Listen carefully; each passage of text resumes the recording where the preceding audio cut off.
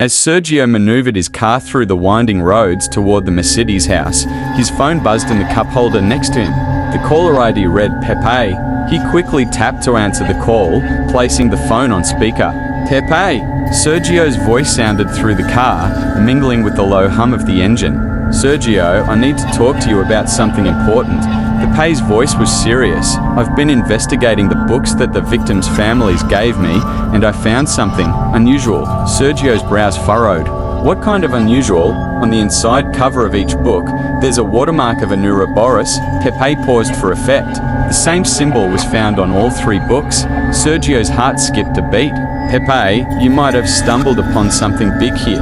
A week ago, when we found the book at the crime scene of the 5th victim, it too had an Ouroboros symbol on one page, and it led us back to a bookstore called El Laberinto de Papel.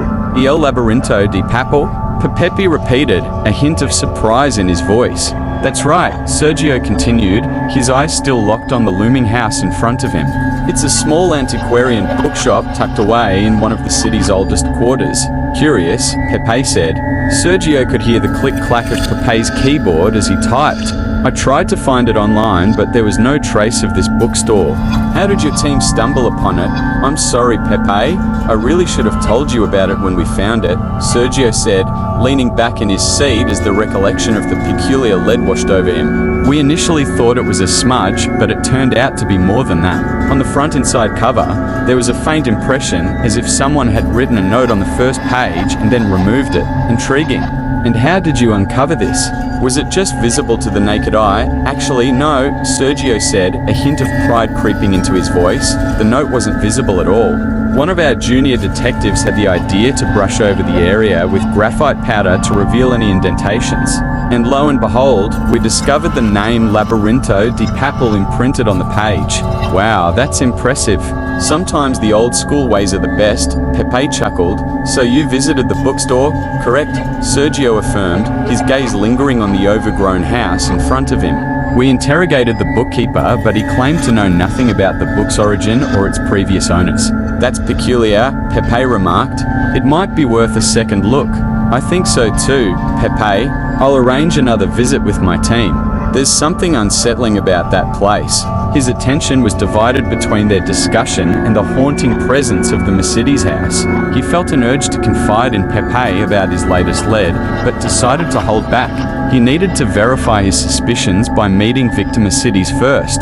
The dilapidated state of the house gave him an eerie feeling, and he found it hard to believe anyone lived there. From what you're telling me, Sergio, it seems like our investigations might be converging, Pepe said thoughtfully.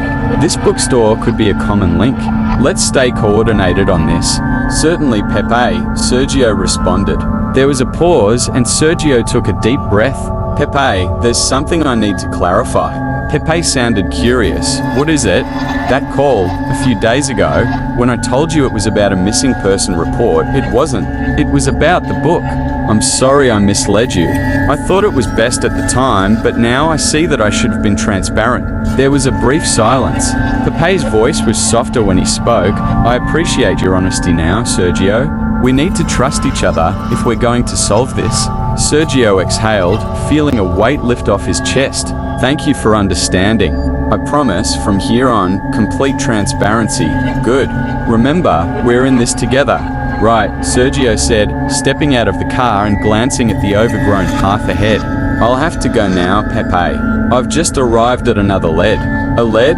Can you tell me anything? Sergio hesitated, his hand resting on the car door. Not yet, Pepe, he finally said. I need to get a clearer picture first. Just know that it might be a significant break in the case. Pepe's voice had a tinge of frustration. Sergio, we just talked about transparency. I thought we were in this together. I know, Pepe, Sergio replied, his voice filled with regret. But I promise, the moment I have something concrete, you'll be the first to know. It's just sensitive right now. There was a pause. Understood, Pepe said, though the skepticism in his voice was clear. But remember, keeping secrets in this game can be dangerous. Be careful, Sergio. Always, Pepe. With that, Sergio ended the call, slipping his phone back into his pocket. His eyes returned to the Mercedes house, his gut telling him he was on the cusp of a revelation. The quiet that followed was interrupted only by the crunch of gravel underfoot as he made his way toward the ominous house, his heart pounding with each step he took toward the unknown.